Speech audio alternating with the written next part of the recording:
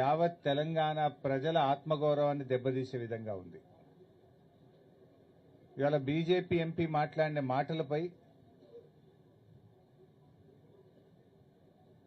కిషన్ రెడ్డి గారు ఇంకా వెనకేసుకొచ్చే ప్రయత్నం చేస్తున్నారు. తేజస్వి సూర్య మాట్లాడిన మాటలు చూస్తూ ఉంటే తెలంగాణ గుండెలు రగిలిపోతా ఉన్నాయి.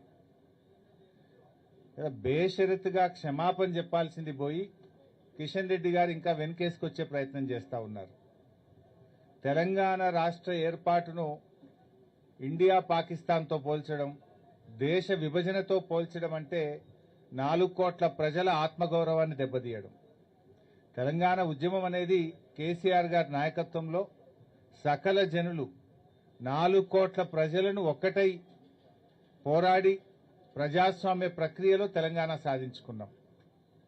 డాక్టర్ బాబాసాహెబ్ అంబేద్కర్ గారు రాసినటువంటి రాజ్యాంగంలోని ఆర్టికల్ 3 ప్రకారంగా తెలంగాణ రాష్ట్రం ఏర్పడ్డది. కానీ తేజస్వి సూర్య గారు ఇదేదో పాకిస్తాన్ భారతదేశ విభజన జరిగిందనే విధంగా దాన్ని మాట్లాడడం అంటే అమరుల త్యాగాలను, తెలంగాణ ప్రజల పోరాటాన్ని చిన్నచూపు చూడటం. ఇది ఇండియా పాకిస్తాన్ విభజనలాగా జరగలేదు. రాజ్యాంగంలోని ఆర్టికల్ 3 ద్వారా ప్రజాస్వామ్య పద్ధతుల్లో లోక్సభలో, రాజ్యసభలో బిల్లు పాస్ అయి రాష్ట్రపతి సంతకంతో గెజిట్ నోటిఫికేషన్ ద్వారా ఈరోజు తెలంగాణ రాష్ట్రం ఏర్పడ్డది. అంటే కనీస అవగాహన లేకుండా తెలంగాణ మీద విషం జిమ్మేటువంటి ప్రయత్నం, తెలంగాణ ఉద్యమం మీద, తెలంగాణ ప్రజల మీద, తెలంగాణ రాష్ట్రం మీద ఒక విషం జిమ్మేటువంటి ప్రయత్నం చేస్తా ఉన్నారు. ఒక ఎంపీ తప్పు మాట్లాడితే వెంటనే ఆ పార్టీ నాయకత్వం కానీ, రాష్ట్ర నాయకత్వం కానీ నువ్వు తప్పు మాట్లాడినావని బేషరతుగా క్షమాపణ చెప్పించాలి. కానీ అది చేయకుండా ఇంకా వెనుకేసుకొచ్చేటువంటి ప్రయత్నం చేస్తా ఉన్నారు. ఒకటి మాత్రం స్పష్టంగా కనబడ్డది, నిజంగా బీఆర్ఎస్ ఎంపీలు లోక్సభలో లేని లోటు మాత్రం నిన్న కనబడ్డది. బీఆర్ఎస్ ఎంపీలే ఉండి ఉంటే అప్పుడే ఆన్ ద స్పాట్ తేజస్వి సూర్యకు ధీటైనటువంటి సమాధానం మరి తెలంగాణ బిడ్డల తరఫున బీఆర్ఎస్ చెప్పుండేది. ఇవాళ 8 మంది కాంగ్రెస్ ఎంపీలు ఉన్నా, 8 మంది బీజేపీలు ఎంపీలు ఉన్నా తెలంగాణ రాష్ట్రానికి ప్రజలకు అవమానం జరుగుతుంటే పెదవులు మూసుకొని కూర్చున్నారు. మనం చూసిన మొన్ననే రాజ్యసభలో బీఆర్ఎస్ ఎంపీలు ఉన్నారు 3. కాళేశ్వరం ప్రాజెక్టు మీద కేంద్ర మంత్రి, జలవనరుల మంత్రి అడ్డగోలుగా మాట్లాడిండు. అవాకులు చెవాకులు పేలితే మన ఎంపీ సురేష్ రెడ్డి గారు, మన బీఆర్ఎస్ ఎంపీ వడ్డిరాజు రవిచంద్ర గారు ధీటైనటువంటి సమాధానం చెప్పింది. కేంద్ర మంత్రి నోరు మూపించేటువంటి విధంగా కాళేశ్వరం ప్రాజెక్టు తెలంగాణకు వరప్రదాయని, నువ్వు పిచ్చి పిచ్చి మాటలు అవగాహన లేకుండా మాట్లాడుతున్నావని అదే సభలో ఉన్న బీఆర్ఎస్ ఎంపీలు స్పీకర్ గారిని కలిసి ఒప్పించి టైం తీసుకొని రికార్డు సరిచేసిండ్రు. కేంద్ర మంత్రికి ధీటైన సమాధానం చెప్పిండ్రు.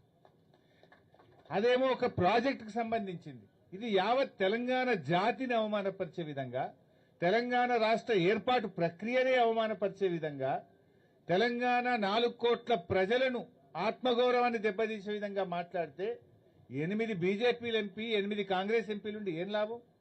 ఎందుకు పెదవులు మూసుకున్నారు అని నేను అడుగుతా ఉన్నా. అంటే దిష్టి బొమ్మల్లాగా కూర్చున్నారు మీరు. అంటే మీకు తెలంగాణ బాధ్యత లేదా? నిజంగా రాజ్యసభలో బీఆర్ఎస్ ఎంపీలు ఉంటే తిప్పికొట్టిండ్రు. ఇవాళ లోక్సభలో బీఆర్ఎస్ ఎంపీలే ఉండుంటే తేజస్వి సూర్యకు మూతి బగిలే విధంగా సమాధానం చెప్పుండేవాళ్ళు. ఇది స్పష్టంగా అర్థమవుతుంది. బీఆర్ఎస్ లేని లోటు ఇలా మనకు స్పష్టంగా కనబడతా ఉంది. ఇప్పటికైనా నేను బీజేపీని ఒకటే డిమాండ్ చేస్తా ఉన్నా, బేషరతుగా తేజస్వి వ్యాఖ్యల మీద క్షమాపణ చెప్పండి తెలంగాణ ప్రజానికానికి. లేదంటే బీఆర్ఎస్ పార్టీ దీని విషయంలో ఊరుకోదు. బీజేపీ కూడా ఆలోచించుకోవాలి. తెలంగాణ ఆత్మగౌరవాన్ని దెబ్బతీసిన పార్టీగా, తెలంగాణ ప్రజల మనోభావాల్ని గాయపరిచిన పార్టీగా మీరు నిలబడాల్సి వస్తుంది. ప్రజలు మీకు తగిన గుణపాఠం చెప్తారు. తప్పు జరిగినప్పుడు క్షమాపణ చెప్పాలి కానీ ఇంకా వెనకేసుకొచ్చుకుంటూ కిషన్ రెడ్డి గారికి తగదని కూడా నేను ఈ సందర్భంగా తెలియజేస్తా ఉన్నా. రేవంత్ రెడ్డి గారిని కూడా చూసినాం. ఇవాళ బడే బై చోటే బైల బంధం ఇవాళ మళ్ళొకసారి బయటపడ్డది ఢిల్లీలో. రేవంత్ రెడ్డి గారు మొన్న రాష్ట్ర విభజన పార్లమెంట్లో బిల్లు పాస్ విషయంలో, లోక్సభ సీట్ల పెంపు విషయంలో హైబ్రిడ్ విధానం అని చెప్పి ఒక విధానం తెచ్చిండు. హైబ్రిడ్ సంగతి ఏందో ఇలా అర్థమైపోయింది. Cross breed. జనరల్ గా హైబ్రిడ్ మక్క అంటే ఏందన్నట్టు క్రాస్ బ్రీడే కదా. క్రాస్ బ్రీడ్ చేస్తే హైబ్రిడ్ మక్క వస్తుంది, విత్తనం ఏదైనా. ఈ హైబ్రిడ్ సంగతి అంటే క్రాస్ బ్రీడ్ అని అర్థమవుతుంది. రేవంత్ రెడ్డి నిన్ననేమో పార్లమెంట్ లో బీజేపీ కాంగ్రెస్లు కొట్లాడుకున్నట్టు చూసినాం మనం. మహిళా బిల్లు విషయంలో ఇద్దరు కలిసి మహిళలకు తీరని ద్రోహం చేసిండ్రు. ఇలా బీజేపీ నిజంగా మహిళలకు రిజర్వేషన్ ఇవ్వడమే బీజేపీ లక్ష్యం అయి ఉంటే మీరు రీఆర్గనైజేషన్ ఎందుకు మహిళా బిల్లుతోని ముడిపెట్టిండ్రు? అవసరం లేదు కదా.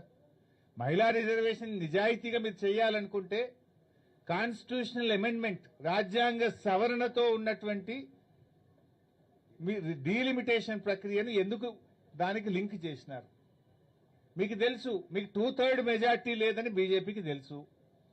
మరి డీలిమిటేషన్ బిల్లు పాస్ కావాలంటే 2/3 మెజారిటీ ఉంటేనే పార్లమెంట్ లో బిల్లు పాస్ అవుతుంది. లోక్సభలో బీజేపీకి 2/3 మెజారిటీ లేదని బీజేపీకి స్పష్టంగా తెలుసు. 2/3 కావలసినటువంటి ఆల్మోస్ట్ 68 సీట్లు బీజేపీకి తక్కువగా ఉన్నాయి. మరి తెలిసి బీజేపీ ఎందుకు పెట్టింది అంటే రాజకీయంగా పెట్టింది.